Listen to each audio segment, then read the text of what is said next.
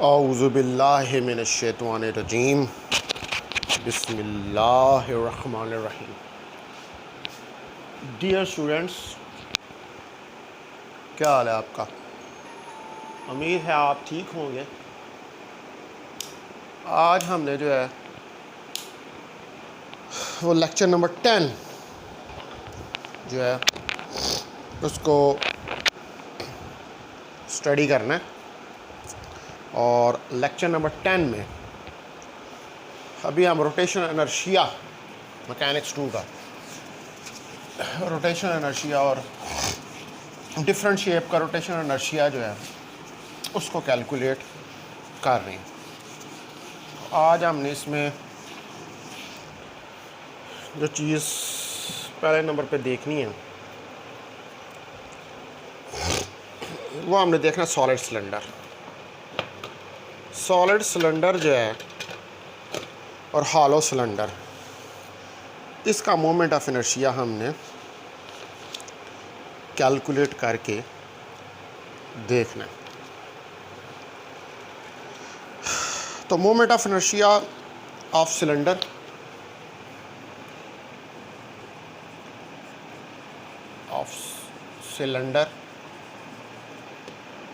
और lecture number 10 mechanics 2 की series का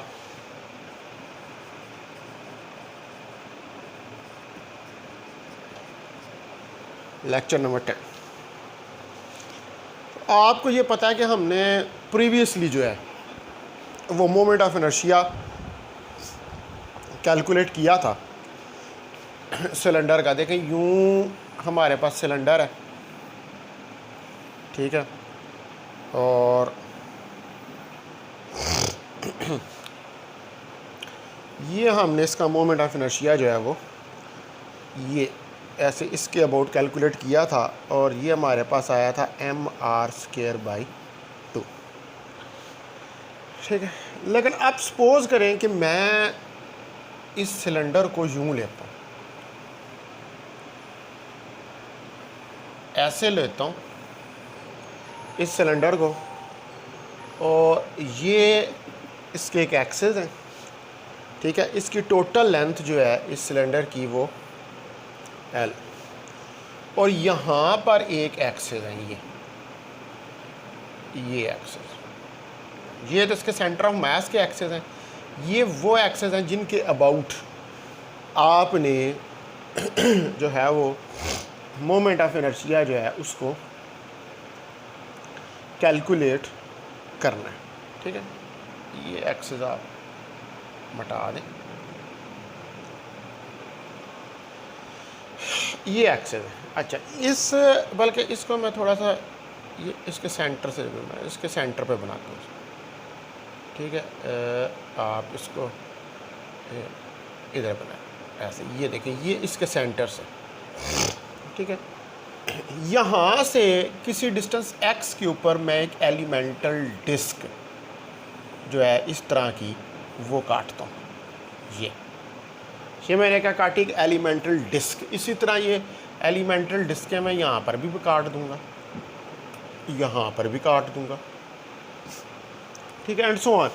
पूरे सिलेंडर में ये एलिमेंटल डिस्क जो हैं कट जाएंगी। इसका यहाँ से रेडियस इस एलिमेंटल डिस्क का R, ठीक है। तो ये सिलेंडर का क्या है? मास m, लेंथ और रेडियस R। ये एक सिलेंडर। अब ये जो है ये हमारे पास ये डिस्क का यहाँ से DI सेंटर ऑफ मास, ये हमारे पास DI सेंटर ऑफ मास आ जाएगा। अब आप देखेंगे कि हमारे पास जो फार्मूला होता है इस एक्सेस के अबाउट चाहिए, तो DI centre of mass plus MA², तो DI centre of mass plus इसका DM एलिमेंटल डिस्क है, ये बहुत सारे DM की, तो टोटल मास M बन जाएगा उसका सिलेंडर का। तो ये आ जाएगा DM एक्स स्क्वायर, एक्स उसका डिस्टेंस है वहाँ पे। अच्छा, अब आप देखें कि जब हमने डिस्क को स्टडी किया था तो डिस्क को स्टडी करते हुए हमने ये चीज़ देखी थी कि अगर सपोज़ करें कि हमारे पास इस तरह डिस्क है,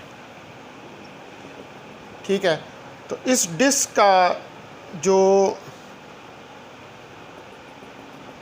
ये z एक्सिस हैं, इसके अबाउट जो मोमेंट ऑफ इनर्शिया है वो है mr²/2।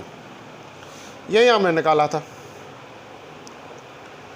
ये किस तरह से पास कर रहा है, it is passing through the plane. लेकिन जो आई एक्स है, ठीक है, आई एक्स, ठीक है, ये वाला, यहाँ से ये जो आई एक्स था, ये हमारे पास आया था mr²/4, अगर आप उसको रिकॉल करें उस कंसेप्ट को, ठीक है।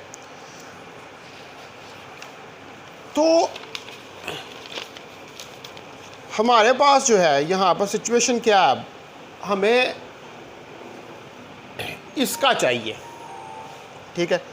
तो आई हमारे पास क्या हो जाएगा, इसका इंटीग्रल ले लूँ तो डी सेंटर ऑफ मास, ठीक है, ये वाला डी सेंटर ऑफ मास जो है वो मेरे पास क्या आ जाएगा, ये वाला आ जाएगा mr²/4 और प्लस dmx²। लेकिन मुझे क्या करना पड़ेगा, इसको लिखना पड़ेगा dmr²/4 प्लस dmx²। और इसका ले लें आप इंटीग्रल 1/4 बार आ जाएगा dmr² प्लस dmx²। ये चीज़ बन जाएगी। अब dm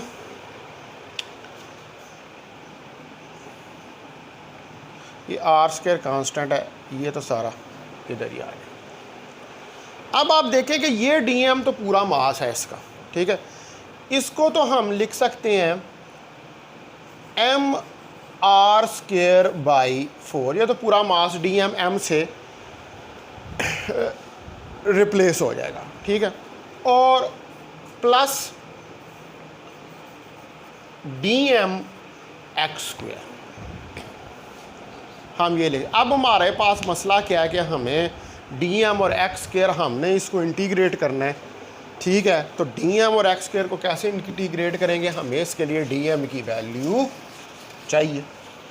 तो ये सिलेंडर है, 3D ऑब्जेक्ट है, तो अगर ये सिलेंडर है और 3D ऑब्जेक्ट है तो हमारे पास रो m/v वॉल्यूम मास डेंसिटी, रो dm/dv जो है वो हम इसको कह सकते हैं। तो अब ये हमारे पास डिस्क है, ये देखिए ये हमारे पास डिस्क है और इस डिस्क का एरिया πr² है। एरिया ऑफ डिस्क πr² और dx इसकी विड्थ है। तो v disc area multiply by width dx, तो v डिस्क हमारे पास क्या आ जाएगा, πr² dx। ये वॉल्यूम ऑफ डिस्क जो है हमारे पास निकल आएगा। तो dm रो dv, तो ये कितना आ जाएगा, रो इंटू πr² dx।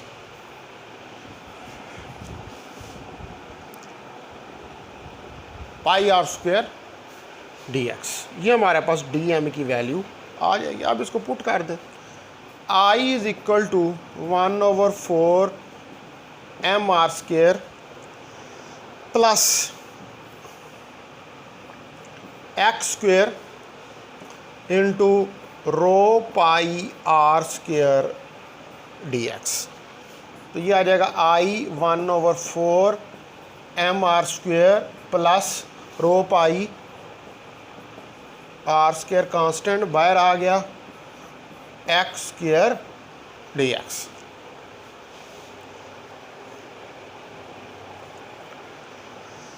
तो I1/4 mr² plus rho pi r²। अब ये x की इंटीग्रेशन कहाँ से कहाँ तक होगी, ठीक है। अब x की इंटीग्रेशन जो है, टोटल लेंथ l है, तो उसके सेंटर से हम काट रहे हैं, तो ये इंटीग्रेशन जाएगी 0 से l/2, ठीक है जी। ये इंटीग्रेशन जाएगी हमारे पास 0 से l/2 x² dx, ये चीज़ आ जाएगी।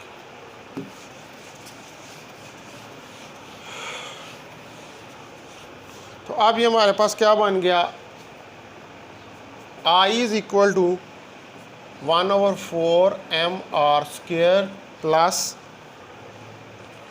रो पाई r² x³/3 0 से l/2।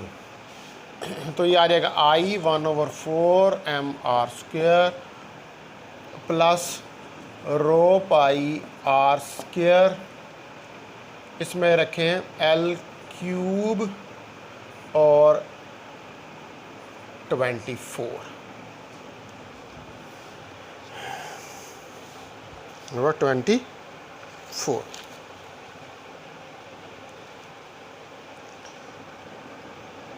तो ये आ जाएगा।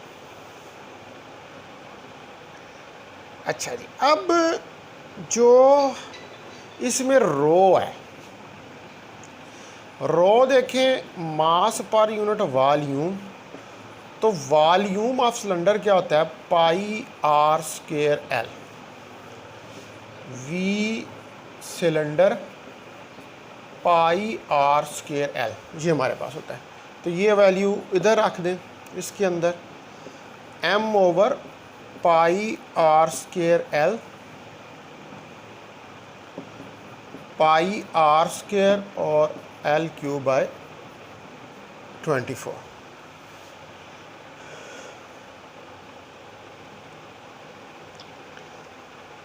ठीक है जी। हम अच्छा यहाँ पर मैंने लिया था 0 से l/2, ठीक है, 0 से l/2। तो ये एवरेज लेनी थी, यहाँ पर एक 2 भी आना था।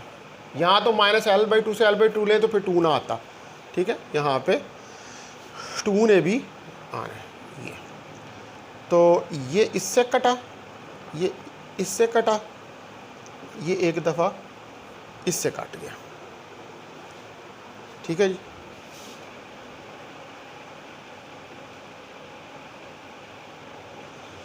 तो ये हमारे पास कितना आ गया, ये 2 और ये 12।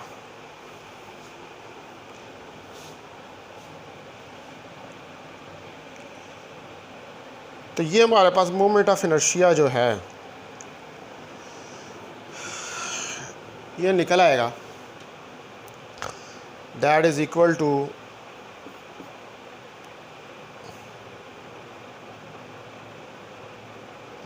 मैं एक टर्म इसके अंदर खा गया हूँ, शुरू की 1 minute. I is equal to 1/4 mr² plus ये सारा, ठीक है जी। तो ये आ गया 1/4 mr² प्लस कट गया 12, ये सारा कट गया, तो 1/12 ml²। ये हमारे पास मोमेंट ऑफ इनर्शिया जो है वो निकल आया।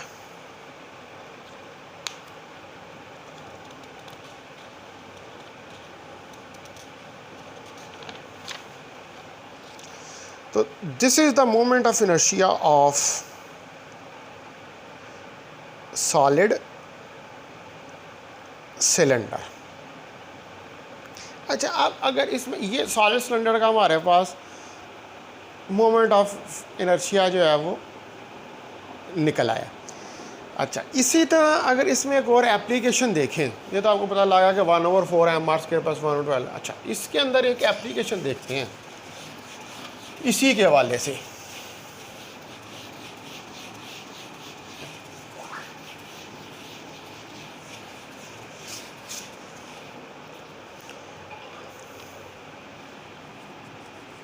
एप्लीकेशन 1 है, एक ही है इसकी, कि सॉलिड सिलेंडर के लिए, for solid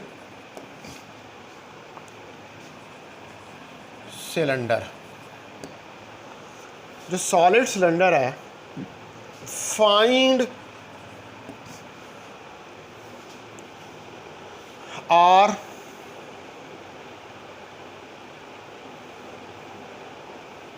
find L over R such that I about shown axis is minimum। shown axis, ये अभी मैं फिगर बनाऊंगा। ये देखें, ये सिलेंडर,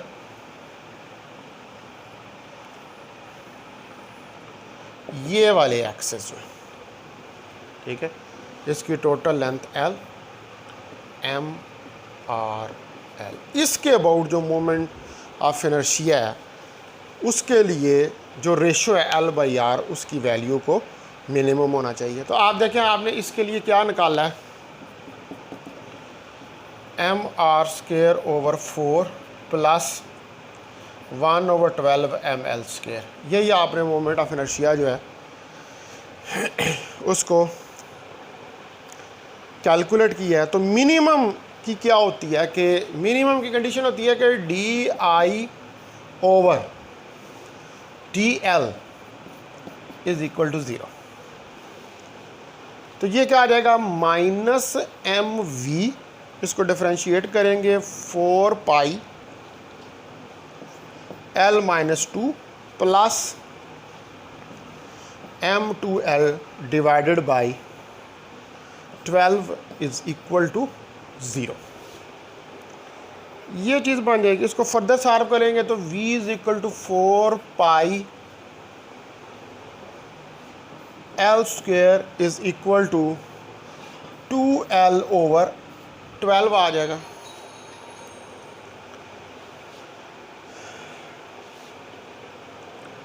तो ये हमारे पास हो जाएगा, इसको सॉल्व करेंगे तो ये आ जाएगा हमारे पास। अच्छा,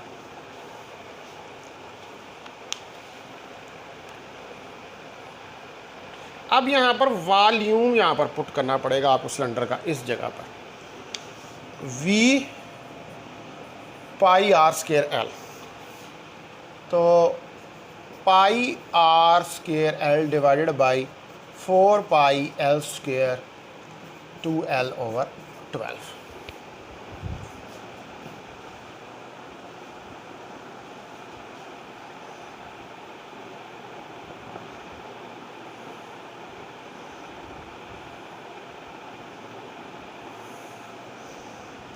ये चीज़ आ गई।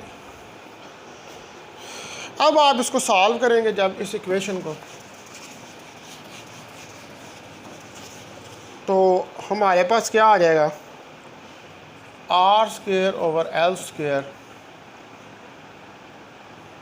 2/3 और L²/R² 3/2। तो R/L 3/2 √।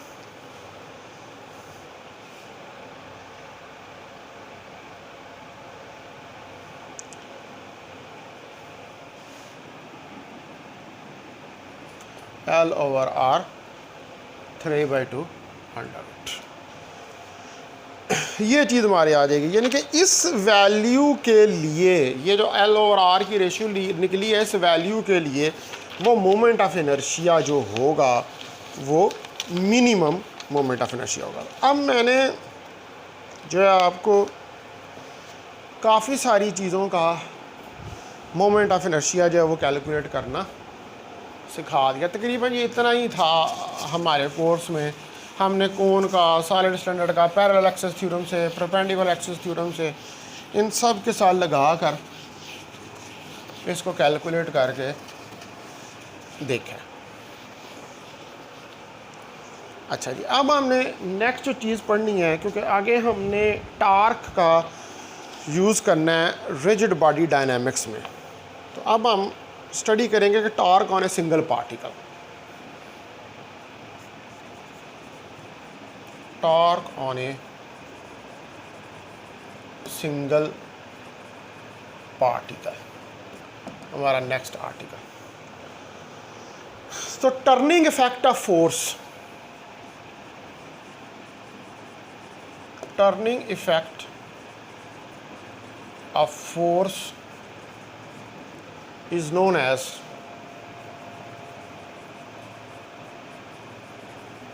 टॉर्क।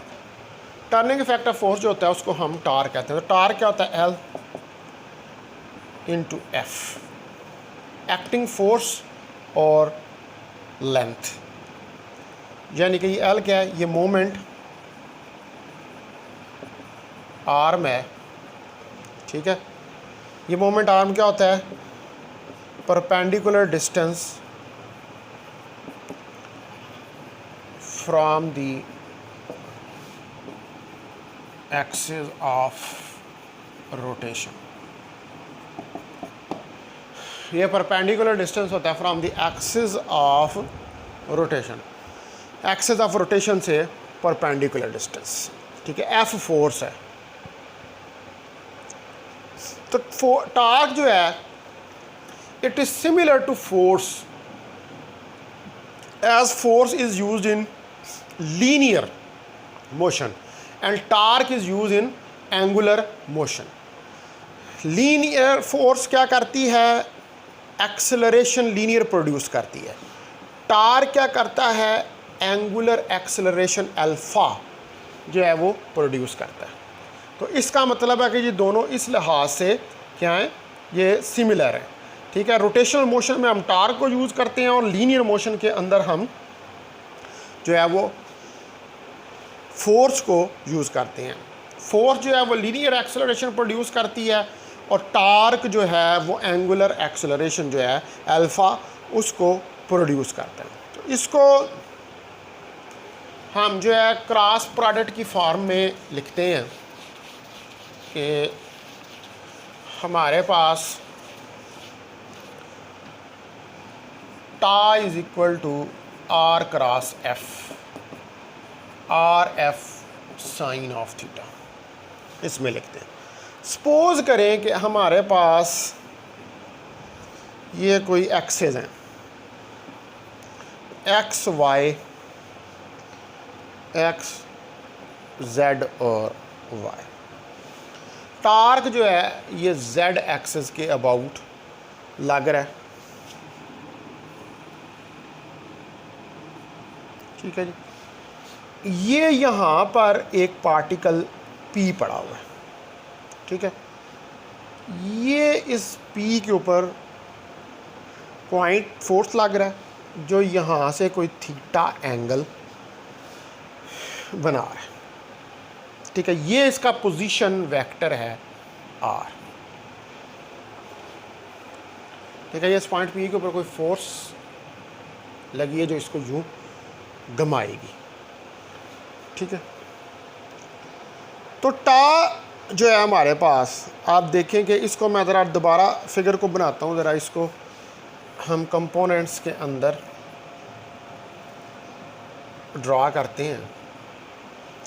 तो ये हमारे पास एक्स वाई और जेड, ठीक है। यहाँ से ये पॉइंट पी, ये इसका पोजीशन वेक्टर आर। अच्छा, ये फोर्स हमारे पास लगी एफ,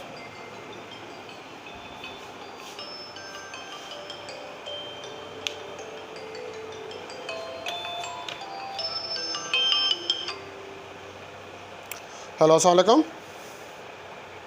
जी सर, ठीक ठाक सर, शुक्र अल्लाह सर। सर हाली पूरी तरह फिट नहीं होया लेकिन बाहर उतर गया है सर। नहीं सर टाइफाइड सी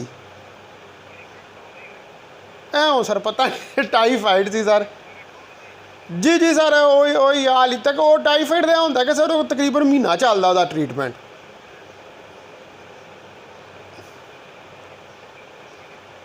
ओह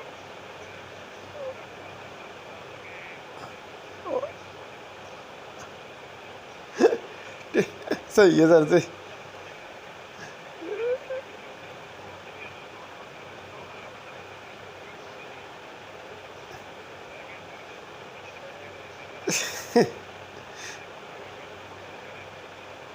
मैनू डॉक्टर ने वैसे कहा सी उन्हें मेरा खैर करोना का टैसट नहीं सी करवाया। उन्हें कहा तू टाइफाइड का करवा, और टाइफाइड का करवाया तो फिर पॉजिटिव आ गया। हाँ जी जी सर।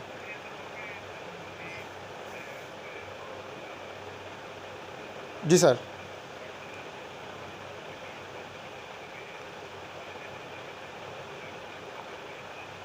बिल्कुल सही है सर।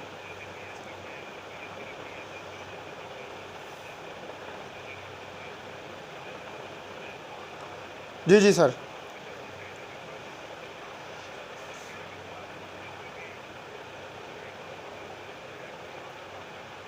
जर्नल का मतलब कि सर मैं समझिया नहीं इस वाले ना। जर्नल्स सर जर्नल्स बहुत सारे ने फिजिक्स दे, और उन्होंने कोई लोकल पूछया होना मैं मैथ का सर। मैं पिछली बारी भी जोड़े सन ना वो जर्नल लिख के, तो मैं तो ना सर थोड़ी देर तक ना वो नैट तो सर्च करके ना तो जर्नलों के नाम दस देना। ठीक है सर मैं लिख लेने सर। मैं सर मैं दस देना तो सर मैं सर कोई प्रूफ नहीं देना, सिर्फ ना ही देने नो। पिछली बारी भी असी आई किया सी।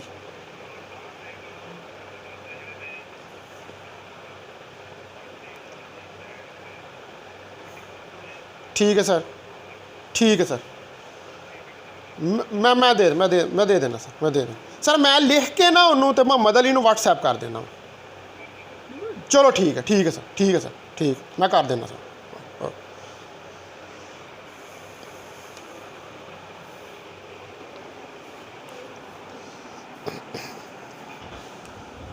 डियर स्टूडेंट्स, ये रुक गया था, बीच में कॉल आ गई थी प्रिंसिपल साहब की।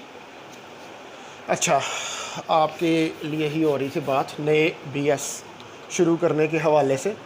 अच्छा अब आप देखें कि हम जो है वो इसको अगर आगे बढ़ाएं, ठीक है, तो यहाँ से एक परपेंडिकुलर ड्रा करूँ, इसका ये वाला कंपोनेंट, ये अगर थीटा एंगल बना है तो ये वाला कंपोनेंट इसका होगा एफ साइन ऑफ थीटा। ये वाला कंपोनेंट इसका एफ साइन ऑफ थीटा, और ये जो कंपोनेंट आ रहा है इसके साथ ये एफ कॉस ऑफ थीटा होगा। तो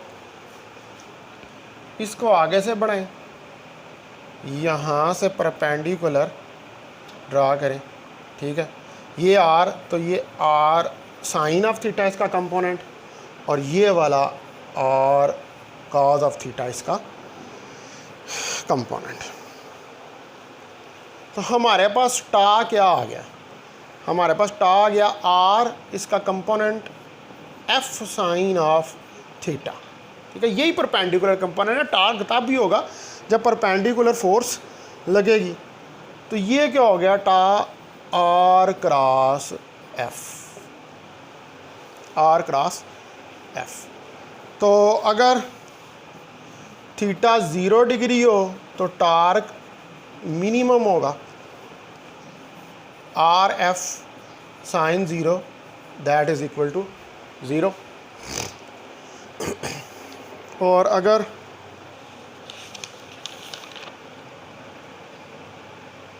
हमारे पास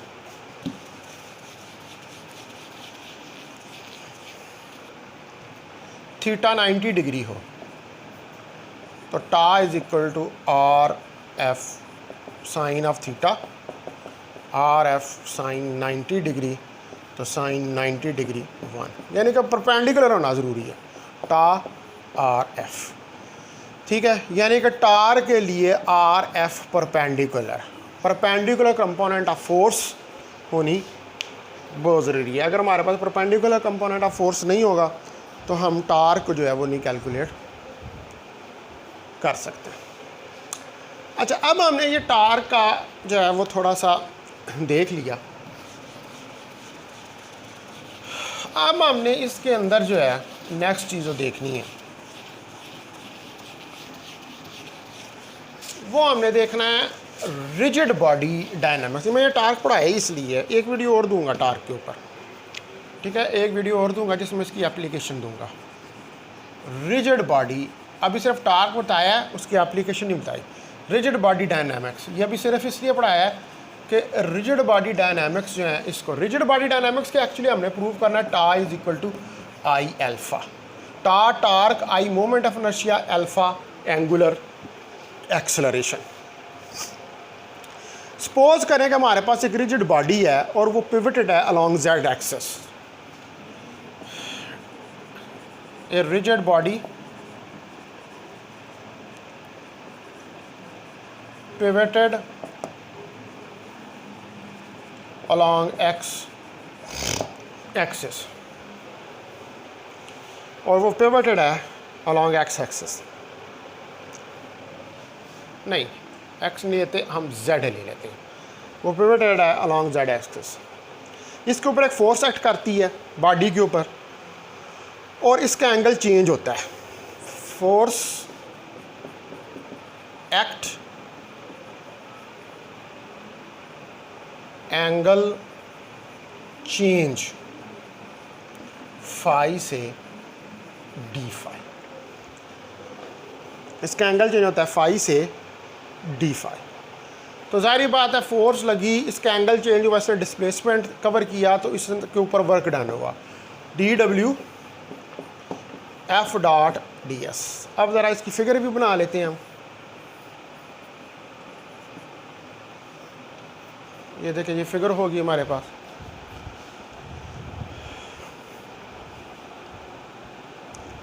तो इस फिगर के अंदर आप देखें कि हमारे पास ये एक पॉइंट है, यहाँ पर ये पोजीशन वेक्टर आर है मेरे पास, ठीक है। इसी तरह यहाँ पर ये पॉइंट पी है, ठीक है। इसके ऊपर फोर्स लगी, इसके ऊपर हमारे पास फोर्स लगी यहाँ से एफ, इस पॉइंट पी के ऊपर, ठीक है। ये भी आर है, तो ये यहाँ से यहाँ तक इसने मूव किया, इसने यहाँ से यहाँ तक जब मूव किया, यहाँ पर इसका एंगल फाई बन रहा था और इधर जाके इसका एंगल डी फाई हो गया।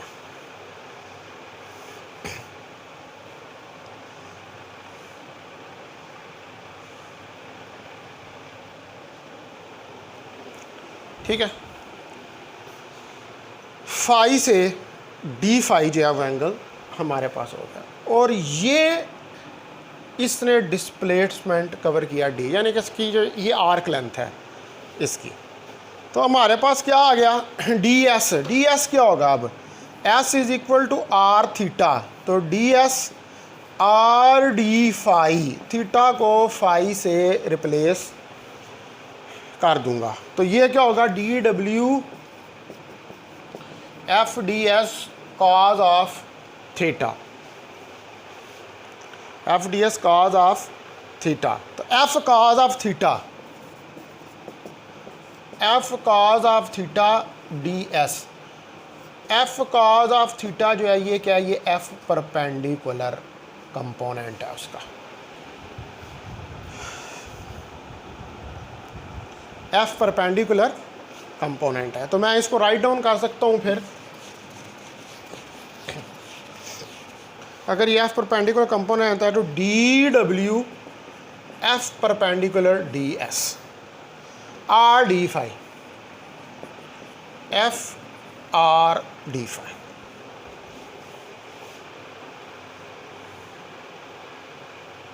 ठीक है, यहाँ इसको कह सकते हैं, इसको कह दें इक्वेशन ए। अब D W F dot D S, D W जो है एफ डॉट डी एस है, और अगर ये 3 डायमेंशंस में हैं तो F X I F Y J F Z के डॉट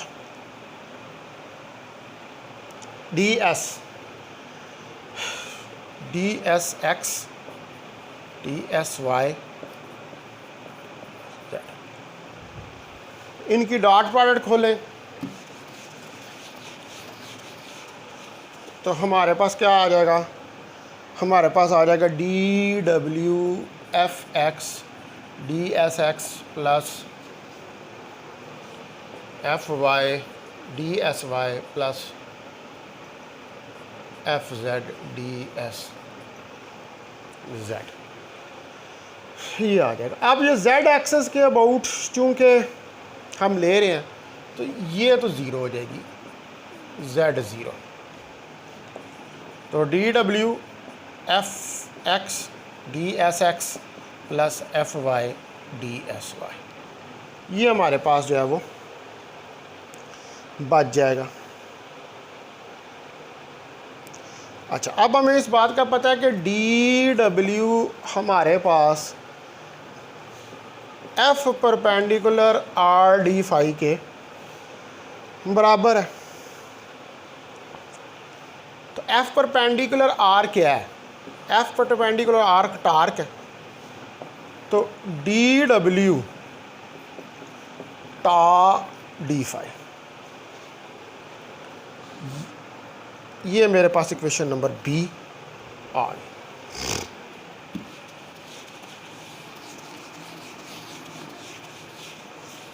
ठीक है जी, डी डब्ल्यू टा डी फाई, और हमें पता है कि डी ओमेगा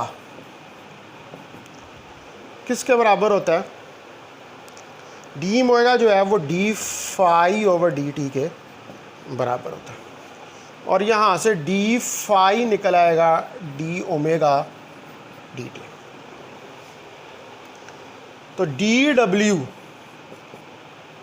हमारे पास टा इनटू डी फाई की वैल्यू, ये डी ओमेगा डी टी, ये चीज़ आ जाएगी। इसको कह दें इक्वेशन नंबर सी। ठीक है जी, अब आपको पता है कि काइनेटिक एनर्जी लीनियर होती है 1/2 mv², और काइनेटिक एनर्जी रोटेशनल होती है 1/2 आई ओमेगा स्क्वायर। तो work energy principle, work energy principle करता है कि डी के change of kinetic energy is equal to D W. ठीक है, तो डी के मेरे पास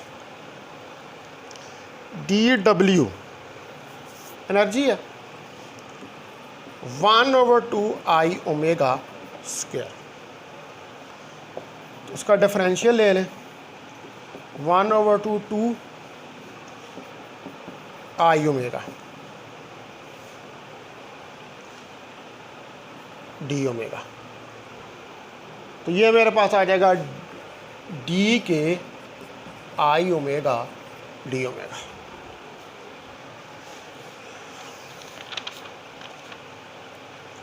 इसको कह दें आप इक्वेशन नंबर डी,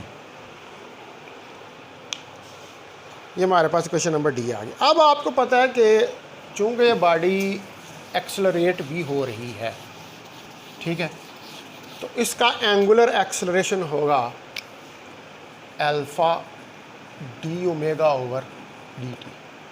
तो यहाँ से डी ओमेगा की वैल्यू निकलेगी अल्फ़ा डी टी। ठीक है जी। तो ये डी के एक्चुअली डी डब्ल्यू ही है, तो डी डब्ल्यू आई ओमेगा, ये वैल्यू इधर पुट कर दें, अल्फ़ा डी टी, ये आ गया। ठीक है, इसको कोई हम इक्वेशन ई का नाम दे देते हैं। अब कंपेयर करें आप सी एंड ई को, compare C and E, equation C और ई को कंपेयर करेंगे तो हमारे पास क्या आ जाएगा, I omega alpha D T is equal to tau D omega D T.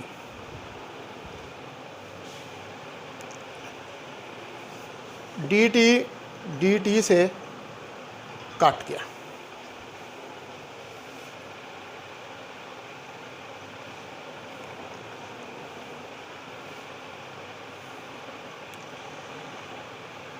तो चूंकि रिजिड बॉडी के अंदर तमाम पार्टिकल्स जो होते हैं उनकी एंगुलर वेलोसिटी सेम होती है, ये मैंने आपको बताया हुआ पहले, तो डी ओमेगा ओमेगा के बराबर हो जाएगा। तो I omega alpha is equal to tau omega के बराबर आ जाएगा। तो ये ओमेगा ओमेगा से कट गया, तो टा हमारे पास आई अल्फ़ा के बराबर आ गया। ये हमने प्रूव करना था, tau is equal to I alpha. I क्या है, मोमेंट ऑफ इनर्शिया, और अल्फ़ा जो है ये हमारे पास एंगुलर एक्सेलरेशन है। ये एक पॉइंट के लिए हमने रिजिड बॉडी के अंदर कैलकुलेट किया, लेकिन अगर हमारे पास बहुत सारे पॉइंट्स हों रिजिड बॉडी के अंदर, यानी कि डी टोटल हो W1 plus W2 plus W3 up to so on WN, ये बहुत सारे हमारे पास हों, तो DW टोटल को मैं लिख सकता हूँ टा 1 D∅1 प्लस टा 2 D∅2 ऑप्शन टा एन D∅n, ये वर्गना लिख सकते हैं। ठीक है जी। और इसके अंदर हम जो है वो D∅ की वैल्यू रख सकते हैं, D∅ की वैल्यू ओमेगा डी टी।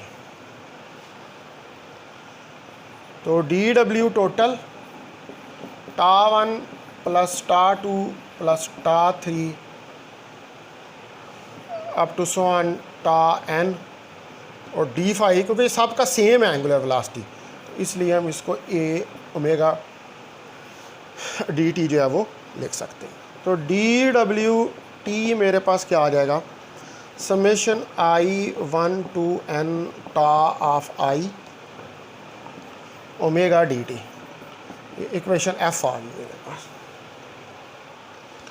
और DW हमें पता है कि I omega alpha D T के बराबर होता है, इसको कह लें equation number ji.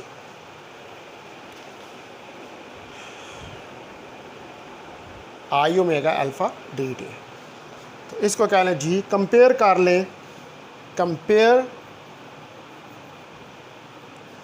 F and G, F और जी को आप कंपेयर कर लें।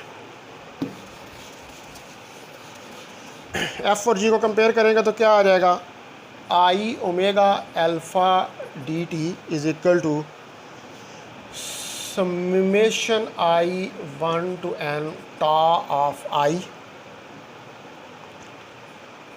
ओमेगा डी टी से कट गया, ओमेगा से कट गया, तो I alpha is equal to summation I 1 to n of I. ये देखें, ये मैनी पार्टिकल्स के लिए एक्सप्रेशन जो है निकला है। इसके अंदर हमारे पास आई जो है वो moment of inertia, summation I 1 to n m of I R square I, ये हमारे पास मोमेंट ऑफ इनर्शिया। तो अब आप देख लें कि ये equation F is equal to M A और tau is equal to I alpha. I M I से रिप्लेस हो रहा है, ए अल्फ़ा से रिप्लेस हो रहा है और एफ टा से रिप्लेस हो रहा है किसके अंदर, इन रोटेशनल मोशन। अच्छा, डी डब्ल्यू हमारे पास है टा डी फाई, ठीक है। तो अगर हमने पावर निकालनी हो P, तो D W over D T tau D phi over D T. तो D phi over D T क्या होता है, tau omega. D phi over D T omega के बराबर होती है एंगुलर वेलोसिटी के। तो P टा ओमेगा रिलेटेड है P एफ वी से। ओमेगा V रिप्लेस हुआ ओमेगा से और F रिप्लेस हुआ टा से। तो ये मैंने अब आपको आज जो है ये सारी बातें रेड बॉडी डायनामिक्स की जो है वो बता दी हैं। अब नेक्स्ट लेक्चर के अंदर हम जो है वो मूव करेंगे, एक तो एप्लीकेशंस पढ़ेंगे टार्क की, और कंबाइंड रोटेशनल और ट्रांसलेशनल मोशन जो है उसको स्टडी करके देखेंगे। फिर rolling without slipping and angular momentum and so on, ये चीज़ें जो चलेंगी। तो ये लेक्चर नंबर 10 जो था ये आज के लिए इतना ही काफ़ी है। बहुत शुक्रिया डियर स्टूडेंट्स। अस्सलाम वालेकुम व रहमतुल्लाहि व बरकातुहू।